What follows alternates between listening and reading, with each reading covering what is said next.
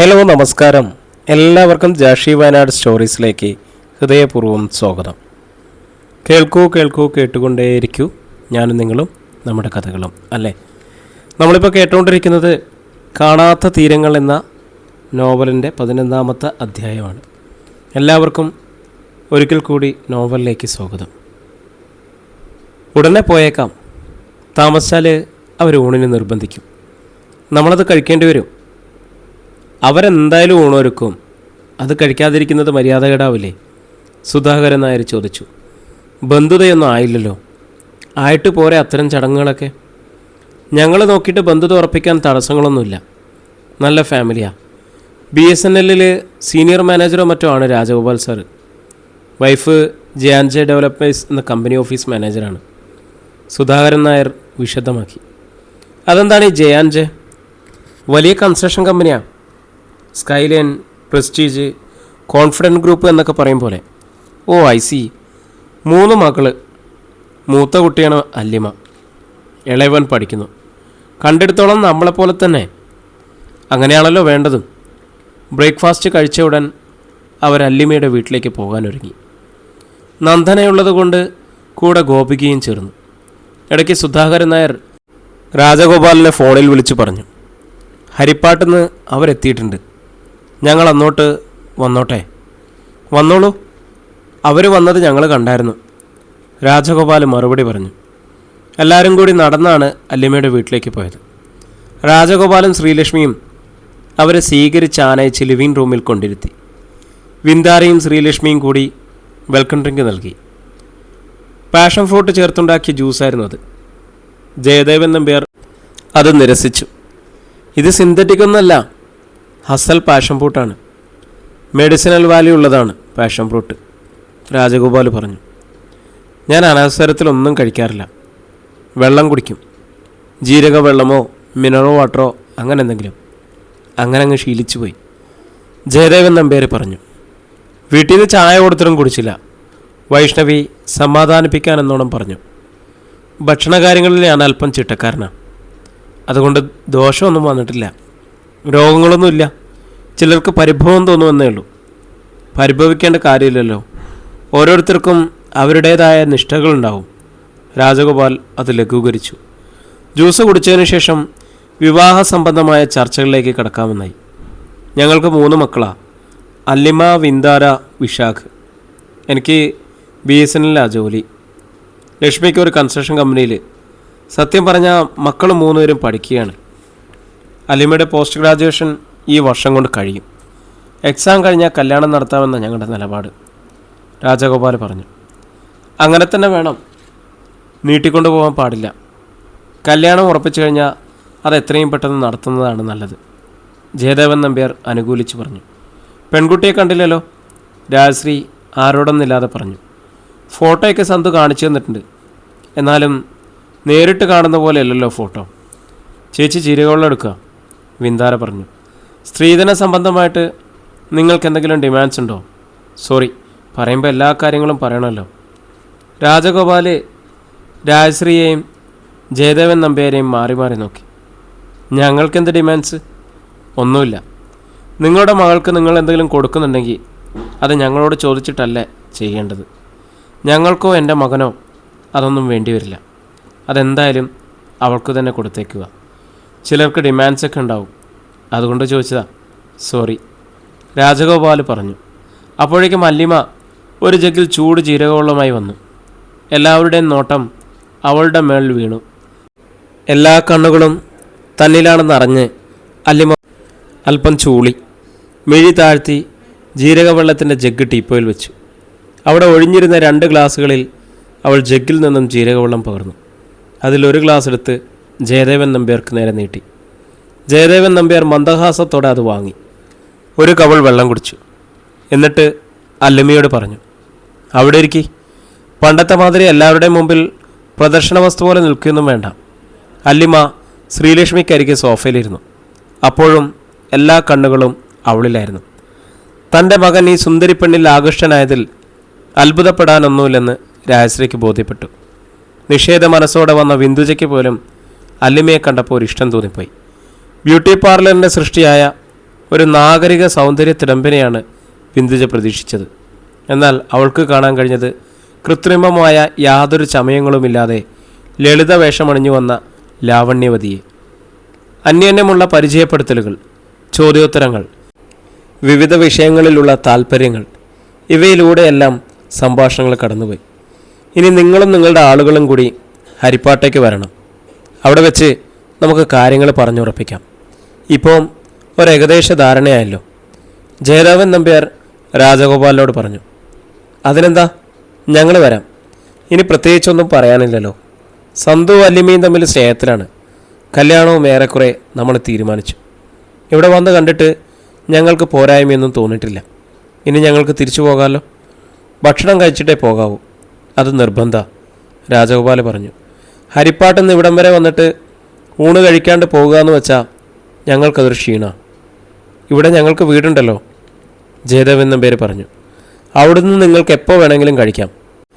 ഇതൊരു സ്പെഷ്യൽ ഒക്കേഷനല്ലേ. ഞങ്ങൾ നിങ്ങൾക്ക് വേണ്ടി ഊണൊരുക്കിയിട്ടുണ്ട്. It's okay. ജയദേവൻ നമ്പ്യാർ കൂടുതൽ ചെറുത്തുനിൽപ്പില്ലാതെ സമ്മതം മൂളി.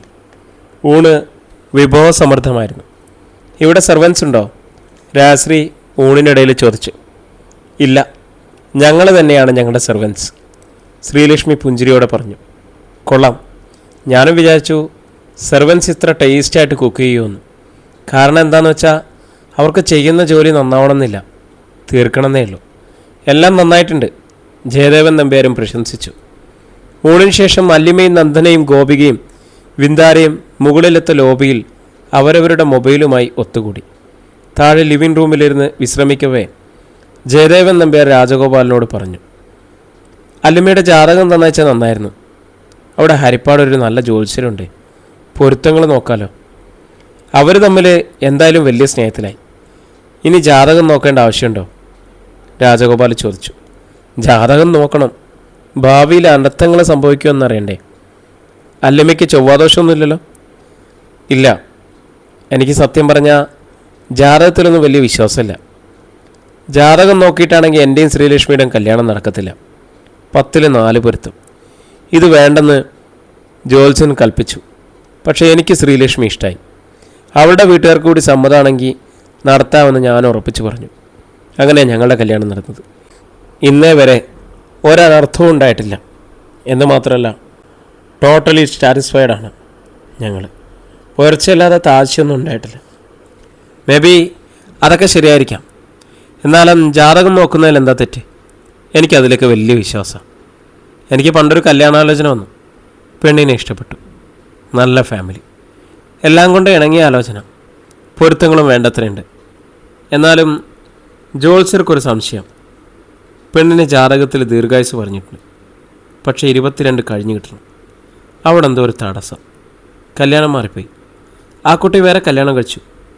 പക്ഷേ 28ാമത്തെ വയസ്സിൽ ഹാർട്ടിൻ്റെ വാൽവ് തകരാറിലായി മരിച്ചു. 22ൻ്റെ തടസ്സം കടന്നുപോയില്ലെന്ന് വേണമെങ്കിൽ വാദിക്കാം. പക്ഷെ അന്തിമ ഫലം എന്താ? വിശ്വസിക്കുന്നവർക്ക് അതിനിണങ്ങിയ ഉദാഹരണങ്ങൾ കിട്ടും. വിശ്വസിക്കാത്തവർക്ക് അതിനെ പറ്റിയ സംഭവങ്ങളും പറയാനുണ്ടാവും. നമുക്കിപ്പോൾ വാദിക്കേണ്ട ആവശ്യമില്ലല്ലോ. ഇതെല്ലാം നാട്ടു നടപ്പല്ലേ. ജാതകം എടുത്തു വയ്ക്കാൻ പറയണമെന്ന് ഞാൻ സുധാകരനോട് പ്രത്യേകം പറഞ്ഞിട്ടുണ്ടായിരുന്നു, രാജശ്രീ പറഞ്ഞു. ഇത്രയും ആയപ്പോഴേക്കും ശ്രീലക്ഷ്മി ഇടപെട്ടു. പറയാഞ്ഞിട്ടല്ല, ആ വെള്ളപ്പൊക്കത്തിൻ്റെ സമയത്ത് നനഞ്ഞു പോകാതിരിക്കാൻ വേണ്ടി താഴത്തെ നിലയിലുള്ളതെല്ലാം വാരി വലിച്ച് അപ്സ്റ്റേറിൽ കൊണ്ടുവിട്ടു. പിന്നെ വീട് ക്ലീൻ ചെയ്ത് കഴിഞ്ഞപ്പോൾ എല്ലാം താഴേക്ക് കൊണ്ടുവന്നു. ഷിഫ്റ്റിങ്ങിനിടയിൽ ചില പ്രമാണങ്ങളും റെക്കോർഡുകളൊക്കെ മിസ്സായി. ഇപ്പോഴും തിരഞ്ഞുകൊണ്ടിരിക്കുകയാണ്. അത്രയേ ഉള്ളൂ. എവിടെയെങ്കിലും കാണും. ഒന്നുകൂടി ശരിക്കും നോക്കിയാൽ മതി. രാജഗോപാൽ എന്തെങ്കിലും പറയും മുമ്പേ ശ്രീലക്ഷ്മി തിടുക്കത്തിൽ പറഞ്ഞു. അഥവാ കിട്ടിയില്ലെങ്കിലും കുഴപ്പമില്ലെന്നേ. ജനിച്ച നാളും നക്ഷത്ര സമയം അറിയാമല്ലോ. അത് കുറിച്ചു കൊടുത്താൽ ജോത്സ്യർ നോക്കിക്കോളും, ജയദേവൻ നമ്പ്യാർ പറഞ്ഞു. ഞങ്ങളെന്തായാലും ഒന്നുകൂടെ നോക്കട്ടെ, രാജഗോപാൽ ഒഴുക്കൻ മട്ടിൽ പറഞ്ഞു. അരമണിക്കൂറിനുള്ളിൽ സന്തോഷമായി യാത്ര പറഞ്ഞ് ജയദേവൻ നമ്പ്യാരും കൂട്ടരും സുധാകരൻ നായരുടെ വീട്ടിലേക്ക് പോയി. അല്ലിമയും വിന്ദാരിയും വിശാഖും നന്ദനയോടും ഗോപികയോടുമൊപ്പം വെറുതെ പുഴക്കരയിലൂടെ നടന്നു. അവരുടേതായ പുതിയൊരു സഖ്യം രൂപം കൊണ്ടു കഴിഞ്ഞിരുന്നു. എല്ലാവരും പോയി കഴിഞ്ഞപ്പോൾ രാജഗോപാൽ ശ്രീലക്ഷ്മിയോട് പറഞ്ഞു, ഇത് നടക്കുന്ന ലക്ഷണമില്ല. ജാതകത്തിൻ്റെ പേരിലാണോ? ശ്രീലക്ഷ്മി ചോദിച്ചു. ജഡ്ജി സമ്മതിക്കില്ല. ജാതകം ഇല്ലെന്ന് പറഞ്ഞാലോ? കാരണം ചോദിക്കും. ജനിച്ച തീയതിയും സമയം ചോദിക്കും. നമുക്ക് സത്യം പറയാൻ പറ്റുമോ? ശ്രീലക്ഷ്മി ആ ചോദ്യത്തിന് മുന്നിൽ നിസ്സഹായയായി. അധ്യായം 18. രാജഗോപാലിൻ്റെ വീട്ടിൽ നിന്നും തിരിച്ചെത്തിയ ഉടൻ തന്നെ ഹരിപ്പാട്ടേക്ക് തിരിക്കാനൊരുങ്ങിയ ജയദേവൻ നമ്പ്യാരെ ചായ കഴിച്ചിട്ട് പോയാൽ മതിയെന്ന് പറഞ്ഞ് നിർബന്ധിച്ചാണ് സുധാകരൻ നായർ പിടിച്ചു നിർത്തിയത്. ആങ്ങളയുടെ വീട്ടിൽ വന്നിട്ട് പെട്ടെന്ന് തിരിച്ചു പോകുന്നതിൽ രാജശ്രീക്കും വിമുഖതയുണ്ട്. വൈഷ്ണവി ചായയും പലഹാരവും ഉണ്ടാക്കി. നേരത്തെ ഉണ്ടാക്കി ടിന്നിൽ അടച്ചു വെച്ചിരുന്ന അച്ചപ്പം, ബനാന ചിപ്സ്, അരിയുണ്ട എന്നിവയും അകമ്പടിക്കുണ്ടായിരുന്നു. ചായ കഴിച്ചുകൊണ്ടിരുന്നപ്പോൾ സുധാകരൻ നായർ രാജശ്രീയോട് ചോദിച്ചു, ആരും ഒന്നും പറഞ്ഞില്ലല്ലോ? നമുക്ക് തൃപ്തികരമാണെന്നുണ്ടെങ്കിൽ അവരെ ഹരിപ്പാട്ടേക്ക് ക്ഷണിക്കണ്ടേ? ജാതകം കിട്ടിയിട്ട് മതി. ജാതകപ്പൊരുത്തം ഇല്ലെങ്കിൽ പിന്നെ എന്ത് ചെയ്തിട്ടും കാര്യമില്ലല്ലോ, ജയദേവൻ നമ്പ്യാർ പറഞ്ഞു. അതവരുടെ കയ്യിലില്ലെന്നല്ലേ പറഞ്ഞത്? വൈഷ്ണവി പറഞ്ഞു. ജാതകമില്ലെന്ന് പറഞ്ഞു. എങ്ങനാ? അവനവൻ്റെ തറവാടിൻ്റെ പ്രമാണം പോലെ സൂക്ഷിച്ചു വെക്കേണ്ടതല്ലേ? ആ പ്രളയത്തിൻ്റെ കാലത്ത് മിസ്സായി. ആയിക്കോട്ടെ, നമുക്ക് ജനിച്ച സമയവും തീയതിയും നക്ഷത്രവും കിട്ടിയാൽ മതി. അതെന്തായാലും കിട്ടും, സുധാകരൻ നായർ അഭിപ്രായപ്പെട്ടു. വിന്ധ്യജ ഇതുവരെ ഒന്നും പറഞ്ഞില്ലല്ലോ. വൈഷ്ണവി മിണ്ടാതെ ചായ കുടിച്ചുകൊണ്ടിരുന്ന വിന്ധ്യജയെ തോണ്ടി. എല്ലാവർക്കും ഇഷ്ടപ്പെട്ടല്ലോ, ഇനി പ്രത്യേകിച്ച് എന്തു പറയാനാ? നിനക്കെന്തെങ്കിലും അഭിപ്രായ വ്യത്യാസം ഉണ്ടോ? ഉണ്ടെങ്കിൽ പറയാം, സുധാകരൻ നായർ അനുകൂല ഭാവത്തിൽ പറഞ്ഞു. നല്ല പെൺകുട്ടിയാണ്, കുറ്റം പറയാൻ എന്തെങ്കിലും വേണ്ടേ? അവളങ്ങനെ സിനിമാക്കാരുടെ കണ്ണിൽ പെടാതെ പോയി എന്നുള്ളതാ എനിക്കതിശയം, വിന്ധ്യജ പറഞ്ഞു. അത് ശരിയാ, കിഷോർ പിന്താങ്ങി. ഫോട്ടോയിൽ കാണുന്നതിനേക്കാൾ സുന്ദരിയാ നേരിട്ട് കാണുമ്പോൾ, രാജശ്രീയും പറഞ്ഞു. ഞാൻ വിചാരിച്ചത് കുറേ മേക്കപ്പും ആർഭാടവും ഉണ്ടാവുമെന്നാ. അത് ശരിയാ, ഒരു മേക്കപ്പും ഇല്ല, ലിപ്സ്റ്റിക്ക് പോലും ഇല്ല.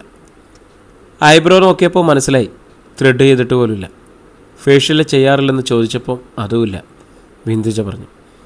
അതൊക്കെ ഇളയവള് എവറി വീക്ക് ഫേഷ്യൽ ചെയ്യുന്നു. എന്നോട് പറഞ്ഞു. ഞാൻ ചോദിച്ചു എന്തിനാണെന്ന്. അല്ലാതെ തന്നെ കണ്ടാൽ ഭംഗിയാണല്ലോ എന്ന്. അവൾക്ക് പക്ഷേ മത്സര ചേച്ചിയോട്, ഗോപിക വെളിപ്പെടുത്തി. അവൾ എത്ര മത്സരിച്ചാലും അല്ലിയുടെ ഒപ്പം എത്താൻ പറ്റില്ല. എന്തൊരു നിറമോ അല്ലിമയ്ക്ക്! വിന്താരയ്ക്കോ അതിൻ്റെ പകുതി പോലുമില്ല. മുടിയോ? വൈഷ്ണവി പറഞ്ഞു. അത് ഞാൻ നോട്ട് ചെയ്തു കേട്ടോ, വിന്ധ്യജ പറഞ്ഞു. അല്ലിമ വേറൊരു ജനുസാ, മറ്റു രണ്ടുപേരെ പോലെയല്ല. കളർ കോംപ്ലക്സിനും ബോഡി സ്ട്രക്ചറും കഴുത്തും മുഖവും കയ്യും എല്ലാം വേറെയാണ്, വിന്ധ്യജ പറഞ്ഞു. പോടി, അങ്ങനെയൊന്നുമില്ല, നിനക്ക് തോന്നിയതാ, രാജശ്രീ നിസാരവൽക്കരിച്ചു. അല്ല അമ്മേ, എനിക്കറിയരുതോ, ഞാൻ അനാട്ടമി പഠിച്ചല്ലേ. ഇളയ കുട്ടികളുമായിട്ട് കമ്പയർ ചെയ്ത് നോക്കുമ്പോൾ ടോട്ടലി ഡിഫറെൻ്റാണ് അല്ലിമ. നടുപ്പും നെടുപ്പും ഗസ്റ്റ് ചോയ്സും എല്ലാം, പല്ല്, ചെവി, മൂക്ക്, കണ്ണ് ഒക്കെ വേറെ. മറ്റു രണ്ടുപേരും തമ്മിൽ ഒരു യൂണിറ്റി ഒക്കെ ഉണ്ട്, ശ്രദ്ധിച്ചായിരുന്നോ? വിന്ധ്യജ തൻ്റെ വാദത്തിൽ ഉറച്ചു നിന്നു. ഈ പെണ്ണുങ്ങളുടെ ഒരു കാര്യം, സുധാകരൻ നായർ കളിയാക്കലിൻ്റെ ചിരിയോടെ പറഞ്ഞു. ഇവരെന്തെല്ലാം നോക്കുന്നേ? ഞാനൊക്കെ അല്ലിമയെ എല്ലാ ദിവസവും കാണുന്നതല്ലേ. കാണാൻ നല്ല ഭംഗിയുള്ള പെൺകുട്ടി, അതിനപ്പുറത്തൊന്നും ഞാനൊന്നും കണ്ടില്ല. ലേഡീസ് അതെല്ലാം നോക്കൂടാ. അല്ലിമയുടെ കഴുത്തിലും കാതിലും എന്തുണ്ടായിരുന്നെന്ന് തനിക്കറിയോ? എനിക്കറിയില്ല, ഇവരോട് ചോദിച്ചു നോക്ക്, കൃത്യമായിട്ട് പറഞ്ഞുതരും. അതിൻ്റെ പേരും ഫാഷനും ഡിസൈനുമെല്ലാം, ജയദേവൻ നമ്പ്യാർ പറഞ്ഞു. അതൊക്കെ ഞങ്ങൾ ശ്രദ്ധിക്കും. എന്താ കുഴപ്പം? വിന്ധ്യജ ചോദിച്ചു. ഗോൾഡൻ ഡ്രസ്സും നോക്കാത്ത പെണ്ണ് പെണ്ണാണോ? കാതിൽ 2 ചെറിയ സ്റ്റഡ്സ്, കഴുത്തിൽ നൂല് പോലൊരു ചെയിൻ, ഒരു ചെമ്പ് കമ്പി, 3 തവണ വിരൽ ചുറ്റിയ പോലൊരു മോതിരം. തീർന്നു. കണ്ടോ, ഞാൻ പറഞ്ഞത് ശരിയല്ലേ? ജയദേവൻ നമ്പ്യാർ ചിരിയോടെ പറഞ്ഞു. ഇവിടുത്തെ ഹൗസ് വാമിങ്ങിൻ്റെ അന്ന് കണ്ടതൊന്നും രണ്ടുപേർക്കും ഓർമ്മയില്ലേ?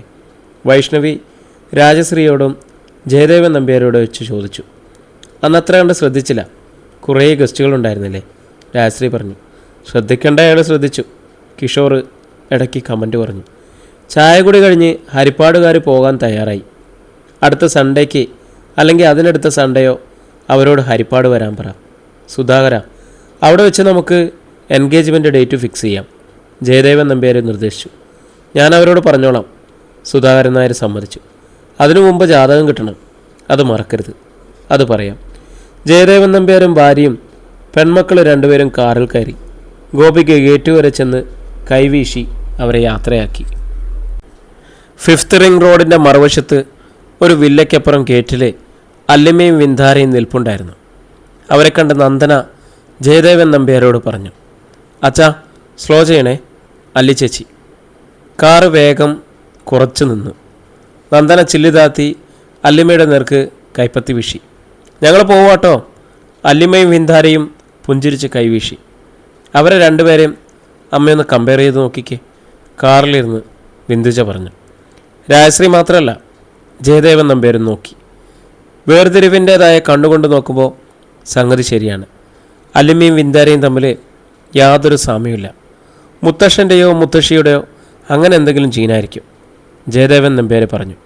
ആയിരിക്കും, ബിന്ദുജ സമ്മതിച്ചു. വ്യത്യാസമുണ്ടെന്നേ ഞാൻ പറഞ്ഞുള്ളൂ. ജയദേവൻ നമ്പ്യാർ മെല്ലെ വേഗമെടുത്തു. അവരത്രയ്ക്ക് ഇഷ്ടം തോന്നിയതിൽ ഒരു കുറ്റവും പറയാനില്ല അല്ലേ? രാജശ്രീ ഭർത്താവിനോട് തിരക്കി. എൻ്റെ അതിശയം അതല്ല. അവൻ ഇത് കിട്ടുമെന്ന് വിശ്വസിച്ചാണോ ഇതിൽ തന്നെ മുറുകെ പിടിച്ചത്? അതും അവർ റിജക്റ്റ് ചെയ്തിട്ട് പോലും. ജയദേവൻ നമ്പ്യാർ പ്രതികൂല അർത്ഥത്തിൽ തലയാട്ടിക്കൊണ്ടിരുന്നു. അതിന് അവനെ സമ്മതിക്കണം, വിന്ദിജ പറഞ്ഞു.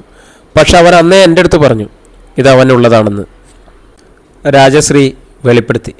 അമ്മ അങ്ങനെയൊന്നും പറയണ്ട. അവനെന്താ ദിവ്യദൃഷ്ടി ഉണ്ടായിരുന്നോ?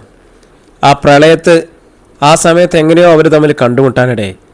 അത് ആക്സിഡൻ്റലി സംഭവിച്ചതാ, അല്ലാതെ ആരുടെയും നിയോഗമൊന്നുമില്ല. അതീന്ദ്രിയ ശക്തിയുടെ ഇടപെടലുണ്ടായെന്ന വിചാരത്തെ വിന്ദുജ ശക്തിയായി എതിർത്തു. ആരും അതിനെ അനുകൂലിച്ചുമില്ല പ്രതികൂലിച്ചുമില്ല. അല്ലിമയുടെ കോളിന് വേണ്ടി കാത്തിരിക്കുകയായിരുന്നു സന്ദീപ്. കുറച്ച് മുൻപ് വിളിച്ചപ്പോൾ പിന്നെ വിളിക്കാമെന്ന് പറഞ്ഞ് ഫോൺ വയ്ക്കുകയായിരുന്നു അവൾ. ഓർക്കാപ്പുറത്ത് ഫോൺ റിങ് ചെയ്തപ്പോൾ സന്ദീപ് ഞെട്ടിപ്പോയി. അവൻ ഫോൺ എടുത്ത് സംസാരിച്ചു. ഹലോ അല്ലി, വേറെ എന്തെങ്കിലും വിളിക്ക്. അല്ലിക്കുട്ടിന്ന് വിളിക്കാം. സംതിങ് സ്ട്രേഞ്ച് എന്തെങ്കിലും. ഈനാമ്പച്ചിന്നായാലോ? ആ കൊള്ളാം. വലിയ സന്തോഷത്തിലാണല്ലോ. എനിക്ക് പേടിയായിരുന്നു അവർക്കെന്നെ ഇഷ്ടപ്പെടുമെന്ന്. എന്നിട്ടിപ്പോഴോ? എന്നെ ഇഷ്ടപ്പെട്ടല്ലോ. നേരിട്ട് പറഞ്ഞോ? പറയൊന്നും വേണ്ടെന്നേ. അവരുടെ നോട്ടവും ഭാവവും ഒക്കെ കാണുമ്പോൾ അറിയരുതോ? അപ്പുവിൻ്റെ ചേച്ചിയൊക്കെ എന്നോട് കുറേ വർത്തമാനം പറഞ്ഞു. അപ്പുവോ? ആ അപ്പു. എനിക്കിഷ്ടമുള്ളതൊക്കെ വിളിക്കും. എൻ്റെ അമ്മേ, ഞാൻ എന്തൊക്കെ കേൾക്കേണ്ടി വരും? ചുമ്മാതല്ലോ, ആശിച്ച പെണ്ണിനെ കിട്ടാൻ വേണ്ടിയല്ലേ. അവരെ എങ്ങനെയാണ് നീ കയ്യിലെടുത്തേ? കയ്യിലെടുക്കാൻ വേണ്ടി ഞാനൊന്നും ചെയ്തില്ലെന്നേ. ഒരു നല്ല ചുരിദാർ എടുത്തിട്ടു, മുഖം കഴുകി, മുടി ചീക്കി, അത്രയേ ഉള്ളൂ. അത്രയും മതിയല്ലോ. പൊന്നും കൂടത്തിന് എന്തിനാ പൊട്ട്? സന്ദീപ് ചിരിച്ചു. പിന്നെ അവരങ്ങ് പോന്നിട്ടുണ്ട് കേട്ടോ. സന്തുവേട്ടൻ്റെ അച്ഛനും അമ്മയും സിസ്റ്റേഴ്സും. പോന്നോ? ഇത്ര പെട്ടെന്നോ? പുറപ്പെട്ടതേ ഉള്ളൂ. എൻ്റെ ചേച്ചി എങ്ങനെ സ്ക്രൂട്ടണി ചെയ്തോ? ഒന്നുമില്ല, മനസ്സിരുത്തി പഠിക്കുന്ന പോലെ തോന്നി. ഒടുവിൽ എന്തു തീരുമാനിച്ചു? ഇനി ഇവിടെ ഉള്ളവർ അങ്ങോട്ട് വരും. അവിടെ വെച്ചായിരിക്കും ഡേയും ഡേറ്റും ഒക്കെ ഫിക്സ് ചെയ്യുന്നത്. ഉടനെയൊന്നും നടത്തുന്നില്ലല്ലോ. അല്ലിയുടെ എക്സാം കഴിഞ്ഞല്ലേ ഉള്ളൂ. എൻഗേജ്മെൻറ്റ് നടത്തി വെക്കണമെന്നാണ് പറയുന്നത്. എൻ്റെ അമ്മയോട് സംസാരിച്ചോ? ഞാനോ? സംസാരിച്ചല്ലോ. എങ്ങനെയുണ്ട്? Very nice. ചേച്ചിയും നന്നായിട്ട് എന്നോട് ഇണങ്ങി. എൻ്റെ കൈയൊക്കെ പിടിച്ചു നോക്കി.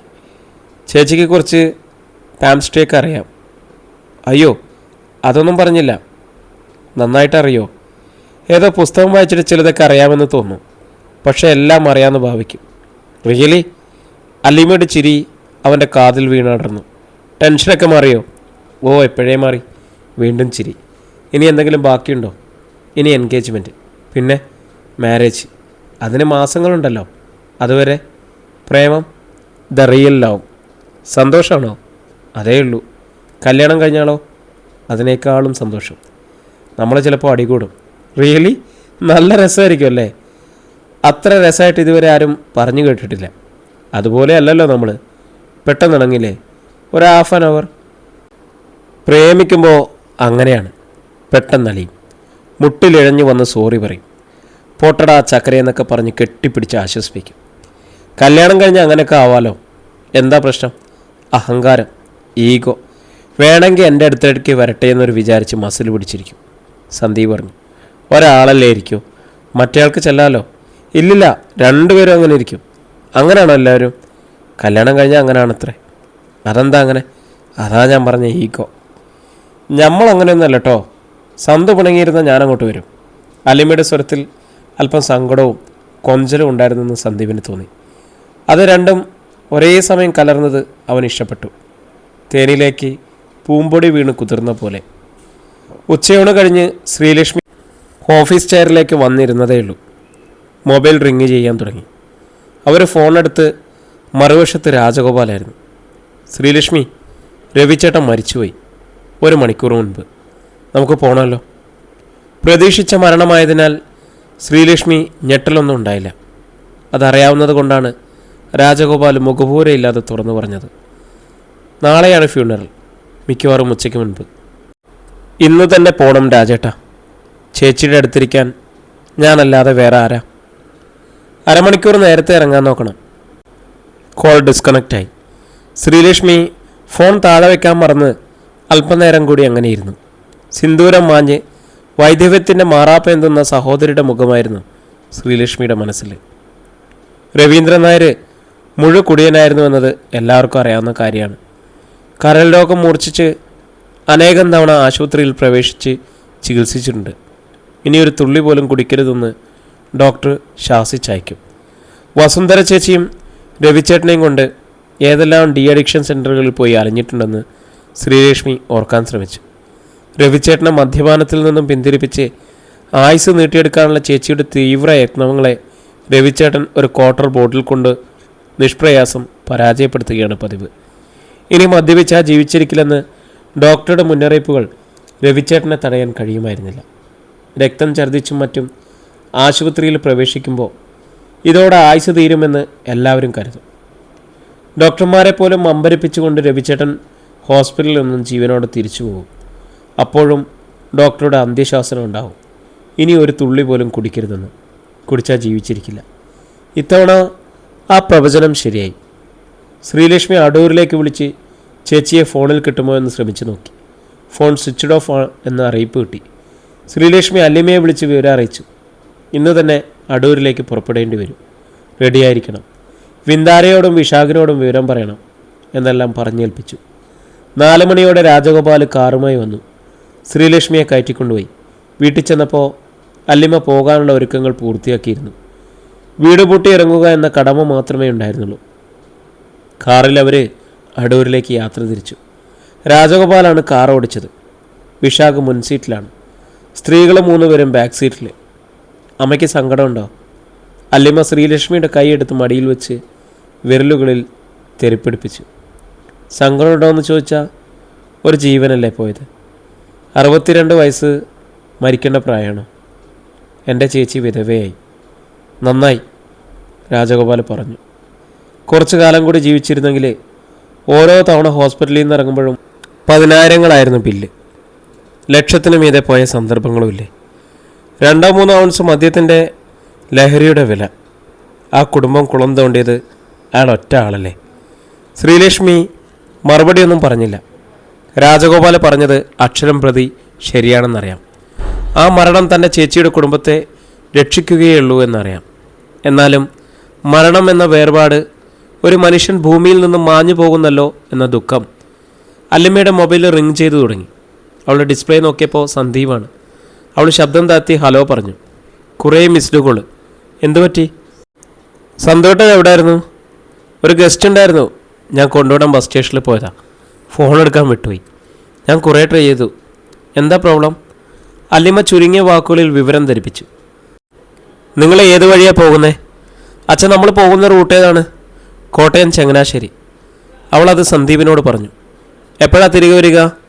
മിക്കവാറും നാളെ ചെന്നിട്ട് വിളിക്കാം. ശരി. അല്ലിമ കോള് കട്ട് ചെയ്തു. എന്നും വിളിക്കാറുണ്ടോ? രാജഗോപാൽ ചോദിച്ചു. ഉണ്ടച്ച. കുറേ തവണ വിളിക്കുമോ? ആ, ഇടയ്ക്കിടയ്ക്ക്. എൻഗേജ്മെൻറ്റ് കഴിഞ്ഞിട്ടില്ല, അത് ഓർമ്മ വേണം. അതുകൊണ്ട് എന്താ അച്ഛൻ കുഴപ്പം? സന്ദീപിൻ്റെ അച്ഛൻ ജാതകം കൂടി നോക്കിയിട്ട് സമ്മതിക്കൂ. എന്തെങ്കിലും പൊരുത്തക്കേട് കണ്ട ജഡ്ജി ചിലപ്പോൾ വേണ്ടാന്നൊരു വിധി പറഞ്ഞെങ്കിലോ? അല്ലിമയുടെ നെഞ്ചിലൂടെ ഈർച്ചവാൾ വലിച്ച പോലെ ഒരു നടുക്കം കടന്നുപോയി. അവൾ പകച്ച് അച്ഛനെ നോക്കി. രാജഗോപാൽ കൂടുതലൊന്നും പറയാതെ ഡ്രൈവിങ്ങിൽ മുഴുകി. സന്ദീപ് ജോലി കഴിഞ്ഞ് വീട്ടിലെത്തിയപ്പോൾ രാത്രി 1:30 മണി കഴിഞ്ഞു. പത്രം ഓഫീസിൽ നിന്ന് ഇറങ്ങുമ്പോൾ അല്ലിമയ്ക്ക് ഫോൺ ചെയ്തിരുന്നു. ഇനി വീട്ടിൽ ചെന്നിട്ട് വിളിച്ചാൽ മതിയെന്ന് അല്ലിമ തന്നെയാണ് നിർദ്ദേശം വെച്ചത്. ഡ്രൈവ് ചെയ്യുമ്പോഴുള്ള സംസാരം ബ്ലൂടൂത്തിലൂടെ ആണെങ്കിൽ പോലും അവളത് വിലയ്ക്കുകയാണ്. വീട്ടിലെത്തിയ ഉടനെ സന്ദീപ് അല്ലിമയെ വിളിച്ചു തിരക്കി. അവിടെ എന്തായി? നാളെ 11 മണിക്കാണ് ഫ്യൂണറൽ. അല്ലിമയുടെ മറുപടി വന്നു. നാളെ തന്നെ തിരിച്ചു വരുമോ? മിക്കവാറും. ഇവിടെ നിൽക്കേണ്ട കാര്യമൊന്നുമില്ല. അമ്മ ചിലപ്പോൾ 2-4 ദിവസം തങ്ങിയേക്കും. ഉറങ്ങുന്നില്ലേ? കുറച്ചുകൂടി കഴിയട്ടെ. ഉറക്കം വരുന്നുണ്ട്. തിരിച്ചു വരുമ്പോൾ ആലപ്പുഴ വഴിക്ക് വാ. എന്തിനാ? ഹരിപ്പാട് വഴിയാണ് പോകേണ്ടത്. ഇവിടെ അന്ന് നിർത്തിയാൽ നമുക്ക് തമ്മിൽ കാണാമല്ലോ. അത് ദൂരെ കൂടുതലല്ലേ? ഇല്ലെന്നേ, അടൂരിന്ന് കായംകുളം വഴി വരാം. ദൂരെ കൂടുതലൊന്നും വരില്ല. ഇപ്പോൾ റോഡ് നല്ലതാ. എല്ലാം കഴിയട്ടെ, ഞാൻ അച്ഛനോട് ചോദിക്കാം. ഇപ്പോൾ കട്ട് ചെയ്തോ. ഞാൻ ഇരുട്ടത്തേക്ക് മാറി നിന്നാണ് സംസാരിക്കുന്നത്. Okay, take care. മരണ വീട്ടിലാണവൾ. കൂടുതൽ സംഭാഷണങ്ങൾ അനുചിതമാണെന്ന് സന്ദീപിനറിയാം. അവൻ കോള് കട്ട് ചെയ്തു. 12 മണിക്ക് മുൻപേ ശവദാഹം കഴിഞ്ഞു. വന്നുകൂടിയവരിൽ അടുത്ത ബന്ധുക്കൾ ഒഴികെയുള്ളവർ പിരിഞ്ഞുപോയി. മരണ വീട്ടിനുള്ളിലെ പരിസരത്തും തങ്ങി നിന്ന മ്ലാനതയും എങ്ങോ പോയി. ആളുകൾ സംസാരിക്കുന്ന ഒച്ച പൊന്തി വന്നു. ശ്രീലക്ഷ്മി ഒഴികെയുള്ളവർ തിരിച്ചു പോരാൻ ഒരുങ്ങുകയാണ്.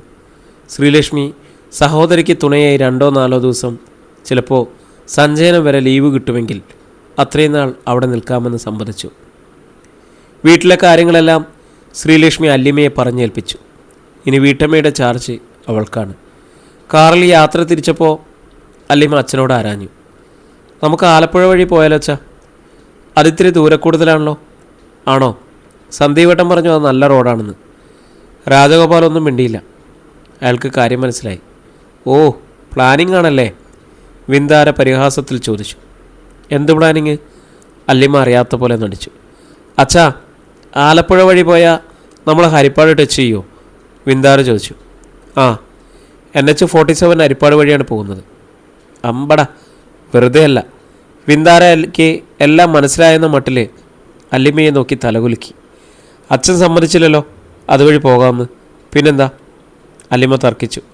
പോകരുത് അച്ഛാ, നമുക്ക് വന്ന വഴി തന്നെ തിരിച്ചു പോയാൽ മതി, വിന്ദാര നിർദ്ദേശിച്ചു. അസൂയ, കുശുമ്പ്. അല്ലിമ പുരുവർത്തു. ദേ അച്ഛൻ കായംകുളം റോഡിലേക്ക് തിരിഞ്ഞു. സൈൻ ബോർഡ് നോക്കിയിട്ട് വിശാഖ് കൈ ചൂണ്ടി. അച്ഛാ, വിന്ദാര വിളിച്ചു. അത് ഹിന്ദിയിൽ പറഞ്ഞതായിട്ട് കരുതിയാൽ മതി. പ്രശ്നം സോൾവായി. വിശാഖ പറഞ്ഞത് കേട്ട് അല്ലിമ ചിരിച്ചു. ഓ തമാശ, എനിക്ക് എളിയൊന്നും വരുന്നില്ല. വിന്ദാര ചുണ്ടുകൊട്ടി. അല്ലെങ്കിൽ അച്ഛനെപ്പോഴും ഇങ്ങനെയാണ്. അല്ലിച്ചേച്ചി എന്തു പറഞ്ഞാലും സാധിച്ചു കൊടുക്കും. ഞാനാ പറഞ്ഞതെങ്കിൽ അച്ഛനിപ്പോൾ ഗോകർണത്തോട്ട് വിട്ടേനെ കാറ്. പോടി കുശുമ്പി. അല്ലിമ കളിയായി അവളുടെ തോളത്ത് തല്ലി. അച്ഛൻ ആലപ്പുഴ വഴിയാണ് തിരഞ്ഞെടുത്തതെന്ന് അറിഞ്ഞപ്പോൾ അവൾക്ക് സന്തോഷവതിയായി. മരിച്ച വീട്ടിൽ നിന്ന് പോവുകയാണെന്നുള്ള വിചാരം വേണ്ട, വിന്ദാര കുറ്റപ്പെടുത്തി. മരിച്ച വീട്ടിൽ നിന്ന് തിരിച്ചു പോകണവർ ജീവിത വിചാരത്തിലോട്ടാണ് പോകേണ്ടത്, അല്ലാതെ മരണവിചാരത്തിലോട്ടല്ല, രാജഗോപാൽ ദൃഢസ്വരത്തിൽ പറഞ്ഞു.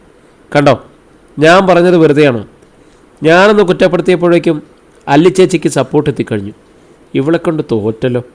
അല്ലിമ്മ ആശ്ചര്യത്തിൽ അനുജത്തിയൊന്ന് നോക്കി. ആ, എന്ത് വേണമെങ്കിലും അയക്കോ, എനിക്കൊരു പരാതിയില്ല. വിന്ദാര സീറ്റിൽ കണ്ണടച്ചു കിടന്നു. അല്ലിയുടെ ഫോണിലേക്ക് സന്ദീപിൻ്റെ കോൾ വന്നു. അടൂരിൽ നിന്നും പുറപ്പെട്ടോ എന്നവൻ തിരക്കി. ഞങ്ങൾ തിരിച്ചു വന്നുകൊണ്ടിരിക്കുക, അല്ലിമ മറുപടി പറഞ്ഞു. ആലപ്പുഴ വഴിയാണോ? എന്നിട്ട് പറഞ്ഞില്ലല്ലോ. ഡിസൈഡ് ചെയ്ത് കായംകുളം കഴിയുമ്പോൾ ഒന്ന് വിളിക്കോ? വിളിക്കാം. ശരി, വയ്ക്കട്ടെ. സന്ദീപ് എന്തെങ്കിലും പ്രേമവചനങ്ങൾ, സംബോധനകൾ വാവിട്ട് പറഞ്ഞേക്കുമോ എന്ന് അല്ലിമയ്ക്ക് പേടിയുണ്ടായിരുന്നു. അവൻ പറയുന്നത് കാറിലുള്ളവർക്കെല്ലാം കേൾക്കാമായിരുന്നു. സന്ദീപ് കോൾ കട്ട് ചെയ്തതോടെ അവൾക്ക് സമാധാനമായി.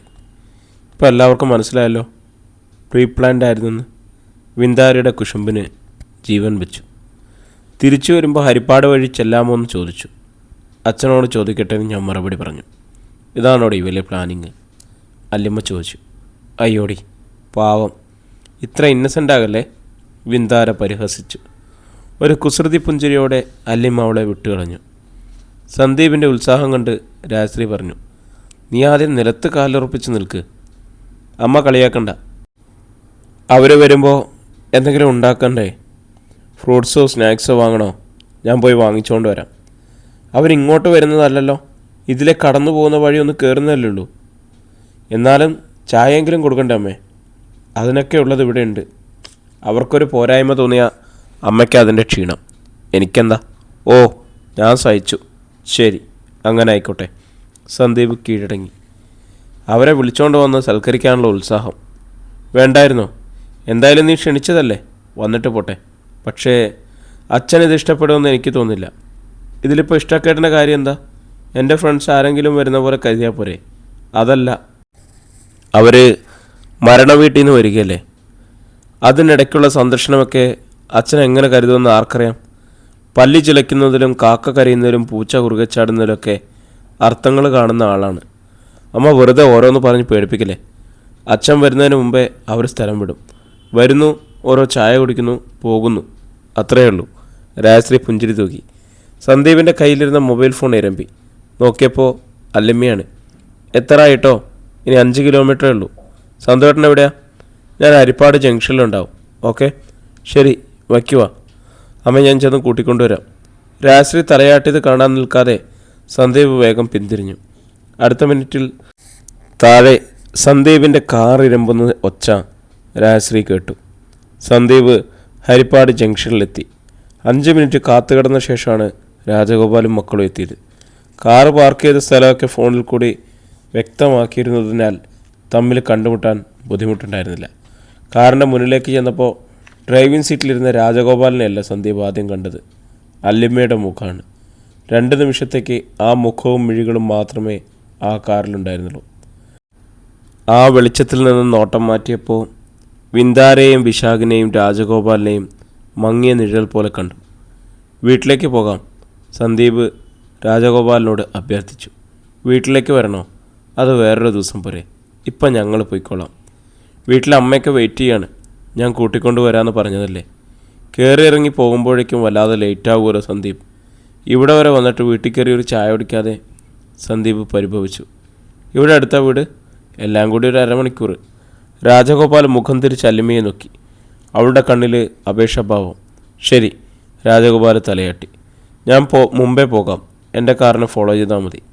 അത് പറഞ്ഞ് സന്ദീപ് ചെന്ന് കാറിൽ കയറി. അധ്യായം 19. അല്ലിമയുടെ കുടുംബം വീട്ടിലേക്ക് സന്ദർശനത്തിന് വരുന്നതിൻ്റെ സാഹചര്യങ്ങൾ ഫോണിലൂടെ വിവരിക്കുകയായിരുന്നു രാജശ്രീ. മരണ വീട്ടിൽ പോയി സംസ്കാരത്തിൽ പങ്കെടുത്തിട്ട് വരികയാണെന്ന് കേട്ടപ്പോൾ ജയദേവൻ നമ്പ്യാർക്ക് അതൃപ്തി തോന്നി. അവരിത്രയ്ക്ക് വിവരമില്ലാത്തവരാണോ? മരിച്ചെടുത്ത് പോയി ചടങ്ങുകളൊക്കെ കഴിഞ്ഞ് വീട്ടിൽ വന്ന് കുളിച്ച് വേഷം മാറിയല്ലാതെ വെള്ളം പോലും കുടിക്കാൻ പാടില്ലെന്ന് അവർക്കറിയില്ലേ? അതെല്ലാം പഴയ ആചാരങ്ങളാണോ? പഴയതെല്ലാം വേണ്ടെന്ന് വെക്കണോ? ഇതിലൊക്കെ ചില ശാസ്ത്രീയ വശങ്ങളുണ്ട്, അതറിയാമോ? ഇപ്പോഴത്തെ കാലത്ത് ഇതൊക്കെ ആര് നോക്കുന്നു? മരിച്ച വീട്ടിലിരുന്ന് ഭക്ഷണം കഴിക്കും, അല്ലെങ്കിൽ പുറത്ത് ഹോട്ടലിൽ പോയി കഴിക്കും. ചിലപ്പോൾ ഫ്രണ്ട്സിൻ്റെ വീട്ടിൽ നിന്നുണ്ടാക്കും, അതോ അല്ലെങ്കിൽ റിലേറ്റീവ്സിൻ്റെ വീട്ടിൽ നിന്നും ഭക്ഷണം കഴിക്കും. പിന്നെ ഒരു വീട് സന്ദർശനം. അതിലൊക്കെ എന്താ ഇത്ര തെറ്റ് പറയാനുള്ളത്? നിനക്ക് എന്തറിയാൻ രാജി? ആചാരങ്ങളൊക്കെ എങ്ങനെ ഉണ്ടായി? മനുഷ്യർ ഇന്നത്തേക്കാൾ ഹൈജീനിക്കായിരുന്നു പഴയ കാലത്ത്. വൃത്തിയും ശുദ്ധിയും നിർബന്ധമായിരുന്നു. മരിച്ച വീട്ടിലൊരു നെഗറ്റീവ് എനർജി ഉണ്ടാവും. അവിടെ വരുന്ന ആരും സന്തുഷ്ടരല്ല. ദുഃഖം അറിയിക്കാനും ആചരിക്കാനും വരുന്നവരാണ്. ആ മൃതദേഹത്തിന് ചുറ്റും സൂക്ഷ്മാണുക്കളുണ്ടാവും, അതിൻ്റെ ജീവനെടുത്ത അണുക്കളും, ഇനി അതിനെ ദ്രവീകരിക്കാനുള്ള അണുക്കളും. വന്നു കൂടുന്നവരിലും അടുത്തിടപഴകുന്നവരിലും അതൊക്കെ കയറിപ്പറ്റും. തിരികെ വീട്ടിൽ ചെന്ന് കുളിച്ച് വേഷം മാറുന്നത് ആ അണുക്കളെയെല്ലാം കഴുകിക്കളഞ്ഞ് ശുദ്ധിയാക്കുന്നതിന് വേണ്ടിയാണ്. ജേട്ടാ, ഇതൊക്കെ വീട്ടിൽ ആദ്യമായിട്ട് വരുന്നവരോട് പറയാൻ കൊള്ളാമോ? പറയണോ? പറയാതെ തന്നെ അവരറിയേണ്ടതല്ലേ. മരണ വീട്ടിൽ നിന്നും ഒന്നും എടുത്തുകൊണ്ട് വരരുത്. ശവപ്പറമ്പിൽ പകൽ നേരത്ത് പോലും തനിച്ചു പോരുത്. അവിടെ നിന്നും ഒന്നും തിരികെ കൊണ്ടുപോകരുത്. അതൊക്കെ അറിയാത്തവർ ആരാ ഉള്ളത്? ജേട്ടൻ പഴയ ഒരുപാട് വിശ്വാസങ്ങൾ മനസ്സിൽ വെച്ചുകൊണ്ട് നടക്കുന്ന പോലെയാണോ എല്ലാവരും? രാജി, 3-4 മാസത്തിനകം ഐശ്വര്യമായിട്ട് വലതുകാല് വെച്ച് നമ്മുടെ വീട്ടിൽ കയറി വരേണ്ട പെണ്ണ ഒരു മരിപ്പിന് പോയിട്ട് തിരിച്ചു വരുന്ന വഴി വീട്ടിലേക്ക് വരുന്നത്. അത് തന്നെ അപശകുനം. ഇതൊക്കെ ശരിയാണെന്ന് നിനക്ക് തോന്നുന്നുണ്ടോ? ജേട്ടൻ എന്തൊക്കെ പറഞ്ഞാലും അവരിപ്പോൾ തന്നെ ഇവിടെ എത്തും. കൂട്ടിക്കൊണ്ടുവരാൻ സന്തു പോയിട്ടുണ്ട്. ജേട്ടനെത്താൻ പറ്റുമോ? 1 മണിക്കൂർ മതിയല്ലോ ആലപ്പുഴയിൽ നിന്ന് ഇങ്ങോട്ട്. ഞാൻ വരുന്നില്ല. ഞാൻ വരാതിരിക്കുന്നതാണ് നല്ലത്. എൻ്റെ മുഖം ഇപ്പോൾ അവർ കണ്ടാൽ ശരിയാവില്ല. അവരോട് വെയിറ്റ് ചെയ്യാൻ പറയണ്ടല്ലോ. വേണ്ട, ഒരു ചായ കൊടുത്ത് വേഗം ഒഴിവാക്കിയേക്കണം. വലിയ സൽക്കാരത്തിനും വീട് കാണിക്കാനോ ഒന്നും നിൽക്കണ്ട.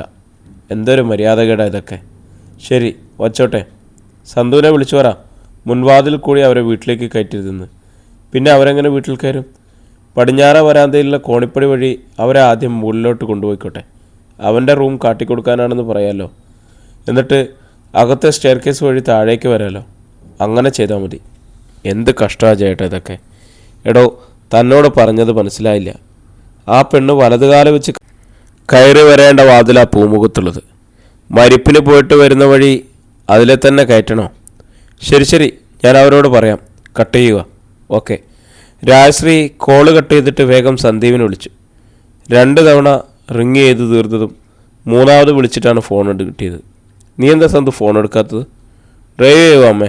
എത്താറായി. അവരുണ്ടോ കൂടെ? ആ ഉണ്ട്. എന്താ? അവർ കേൾക്കാതെ ഞാൻ പതിയെ പറയാമോ? കാറിൻ്റെ ബ്ലൂടൂത്ത് ഓണാണോ? അല്ല, ഹെഡ്സെറ്റ് വെച്ചിട്ടുണ്ട്. നീ അവരെ പുറത്തെ പഴയ സ്റ്റെയർ കേസ് വഴി മുകളിലോട്ട് കൊണ്ടുപോകണം ആദ്യം. എന്തിന്? അച്ഛൻ പറഞ്ഞു നീ അങ്ങനെ ചെയ്താൽ മതി. നിൻ്റെ റൂം കാണിക്കാറാണെന്ന് പറ.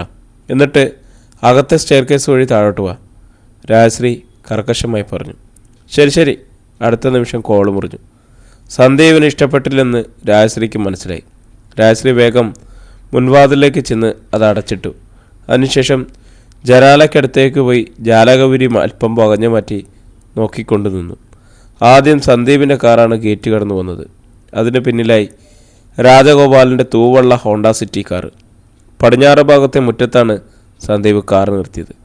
കാർ പോർച്ച് പക്ഷേ വടക്ക് കിഴക്ക് ഭാഗത്തായിരുന്നു. സന്ദീപ് സീറ്റ് ബെൽറ്റ് അഴിച്ച് വേഗം കാറിൽ നിന്നിറങ്ങി. ഹോണ്ട സിറ്റി അവൻ്റെ കാറിൻ്റെ തൊട്ടു പിന്നിൽ നിർത്തിയിരിക്കുകയാണ്. സന്ദീപ് അല്ലിമയിരിക്കുന്ന ഭാഗത്ത് ഡോറ് തുറന്നു. കാറിലുള്ളവർ കാറിൻ്റെ ചില്ലിലൂടെ വീട് നോക്കിയാണ്. എല്ലാവരും ഇറങ്ങി വാ, സന്ദീപ് ക്ഷണിച്ചു. കാറിൽ നിന്നും ഓരോരുത്തരായി ഇറങ്ങി. അല്ലിമ ഉടുപുടവുകൾ ശരിയാക്കി. വിന്താരിയും അത് തന്നെ ചെയ്തു. സ്ത്രീകളെല്ലാം അങ്ങനെയാണെന്ന ചിന്തയിൽ സന്ദീപിൻ്റെ ചുണ്ടിൽ ചിരിയൂറി. വീടിൻ്റെ ബാഹ്യദൃശ്യം കണ്ട് രാജഗോപാൽ പറഞ്ഞു, ഇതൊരു മാളികക്കെട്ടാണല്ലോ. പഴയ തറവാടാ, മുത്തച്ഛൻ പണി കഴിപ്പിച്ചതാ. സന്ദീപ് പറഞ്ഞു. കൊള്ളാം, നല്ല ഗാംഭീര്യം. Thank you. സന്ദീപ് ചിരിച്ചു. എന്നിട്ട് അല്ലിമയെ നോക്കി. അവൾ അഭിപ്രായം പറയുന്നുണ്ടോ എന്നാണ്. അല്ലിമ അവനെ കണ്ണിറയെ നോക്കി നിൽക്കുകയാണ്. മറ്റൊന്നും അതിൽ കൂടുതൽ അവൾ അത്ഭുതപ്പെടുത്തുന്നില്ല. വാ, എൻ്റെ സാമ്രാജ്യം കാണാം. സന്ദീപ് അവരെ കൂട്ടിക്കൊണ്ട് പടിഞ്ഞാറ് വശത്തെ വരാന്തയിൽ നിന്നും മൂളിലേക്കുള്ള ഗോമണിയിലൂടെ മൂളിലേക്ക് പോയി. സന്ദീപിൻ്റെ മുറിക്ക് മുന്നിൽ ഇരിപ്പിടങ്ങൾ ചിട്ടയൊപ്പിച്ചിട്ട ഒരു ലോബിയുണ്ടായിരുന്നു. എൻ്റെ റൂം ഇത്തിരി അലമ്പാണ് കേട്ടോ, ഒന്നും തോന്നല്. ക്ഷമാപണത്തോടെ സന്ദീപ് തൻ്റെ മുറി കാട്ടിക്കൊടുത്തു. അലിമ ആകാംക്ഷയോടെ മുറിക്കുള്ളിൽ കണ്ണോടിച്ചു. മറ്റുള്ളവർ വാതുക്കൽ വന്നൊന്ന് എത്തി നോക്കുക മാത്രമേ ചെയ്തുള്ളൂ. ഇത് സാമാന്യം നല്ല അലമ്പാണല്ലോ, ഒരു ഡിസിപ്ലിനും ഇല്ലേ? അലിമ ചെറു ചിരിയോടെ ചോദിച്ചു. യൂണിവേഴ്സിറ്റിയുടെ ഉത്തരകടലാസും മാർക്ക് ലിസ്റ്റും ഒക്കെ സൂക്ഷിക്കുന്ന റൂം പോലെയുണ്ട്. അത് കണ്ടിട്ടുണ്ടോ? ചെറിയ ചമ്മലോടെ സന്ദീപ് തിരക്കി. ഇല്ല, എന്നാലും ഡിഗ്രിയുടെയും പി ജിയുടെയും ഉത്തരകടലാസൊക്കെ സെപ്റ്റി ടാങ്കിൻ്റെ പരിസരത്ത് ചിതറിക്കിടക്കുകയായിരുന്നു എന്ന് പത്രങ്ങളിൽ വായിക്കുമ്പോൾ നമ്മുടെ മനസ്സിലൊരു ചിത്രം തെളിയല്ലോ. സത്യം പറയാലോ, എനിക്ക് ഇങ്ങനെ കിടക്കുന്ന സൗകര്യം. നമ്മൾ അടുക്കിപ്പെറുക്കി വെച്ചാൽ ഓരോരോ സംഗതികൾ തിരഞ്ഞു പിടിക്കാൻ വലിയ പ്രയാസമാണ്. ഇതിങ്ങനെ നിരന്ന് കിടക്കുമ്പോൾ ഒന്ന് കണ്ണടിച്ചാൽ മതി, സംഭവം കൈ കിട്ടും. കിട്ടും. എല്ലാ ദിവസവും ഉഴുതുമറിയുണ്ടെന്ന് എനിക്കറിയാമല്ലോ. ഫോണിൽ കൂടി എത്ര പ്രാവശ്യം പറഞ്ഞിട്ടുണ്ട്, ഒരിടത്തും ഒരു സാധനം വെച്ചാൽ കാണില്ലെന്ന്. ആ, അങ്ങനെയും പറഞ്ഞിട്ടുണ്ടല്ലേ? സന്ദീപ് ലേശം ഇളിമ്പതിയോടെ ചിരിച്ചു. ആഹാ, എല്ലാവരും ഇവിടെ വന്ന് നിൽക്കണോ? രാജശ്രീയുടെ ശബ്ദം കേട്ട് എല്ലാവരും മുഖം തിരിച്ചു നോക്കി. കോണിപ്പടി കയറി വന്ന കിതപ്പിൽ നിൽക്കുകയാണ് രാജശ്രീ.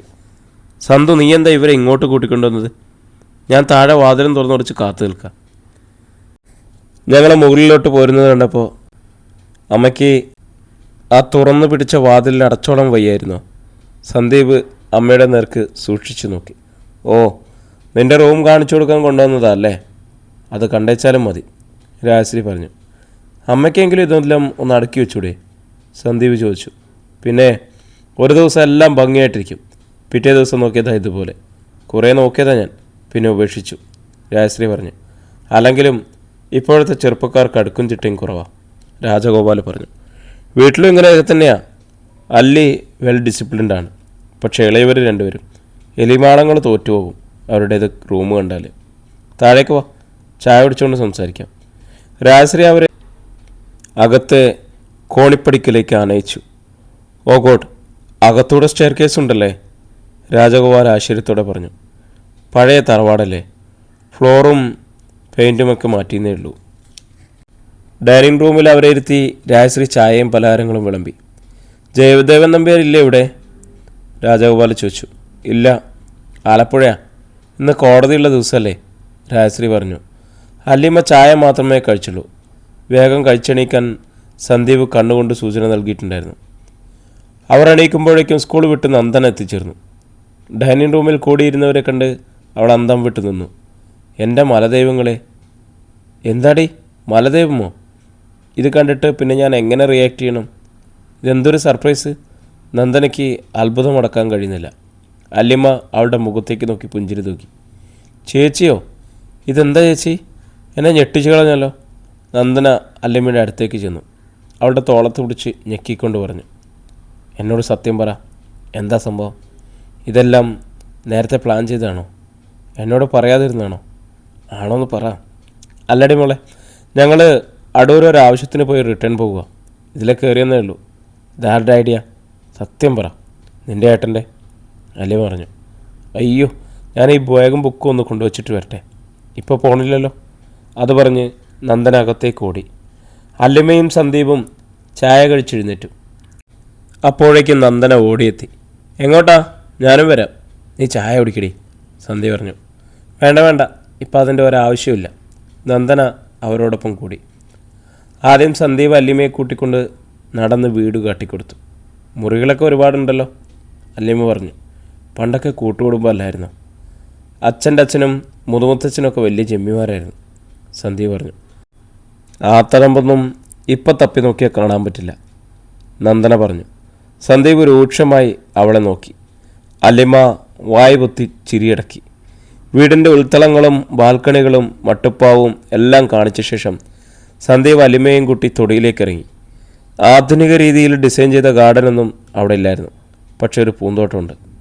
അവിടെ ചെടികളൊന്നുമില്ല. റോസും ഡാലിയയും 4 മണിയും പവിഴമല്ലിയും ചെത്തിയും ചെമ്പരത്തിയും ഇലഞ്ചിയുമെല്ലാം കുറ്റിച്ചെടികളായി വളർന്നു പടർന്ന ഒരു തൊടി. ചെമ്പരത്തി തന്നെ ചുവപ്പും വെള്ളയും മഞ്ഞയും റോസും ഉണ്ടായിരുന്നു. പിന്നെ നാനാവർണ്ണങ്ങളിൽ ഇലകൾ വിരിച്ചു നിൽക്കുന്ന കുറ്റിച്ചെടികൾ. ഇതൊരു പ്രത്യേകതരം ഗാർഡനാണല്ലോ, അല്ലിമ്മ പറഞ്ഞു. തീരെ ദുർബലമായ പൂച്ചെടികളൊന്നും അച്ഛനിഷ്ടമല്ല, സന്ദീപ് പറഞ്ഞു. ദുർബലമെന്ന് വെച്ചാൽ? അല്ലിമ്മ സന്ദീപിനെ നോക്കി. തനിയെ എണീറ്റ് നിൽക്കാൻ പോലും വയ്യാത്ത ചില ചെടികളില്ലേ, ഓർക്കിഡൊക്കെ പോലെ. മനസ്സിലായി. അവൻ്റെ വിശദീകരണം കേട്ട് അല്ലിമ്മയ്ക്ക് ചിരി വന്നു. പ്രിയരെ, നമ്മുടെ കഥ ഇവിടെ തുടരുകയാണ് കേട്ടോ. ഇതിൻ്റെ അടുത്ത ഭാഗങ്ങളുമായിട്ട് നാളെ നമ്മൾ വീണ്ടും കണ്ടുമുട്ടും. ഒത്തിരി സന്തോഷത്തോടെ നിങ്ങളുടെ സ്വന്തം ജാഷി വയനാട്.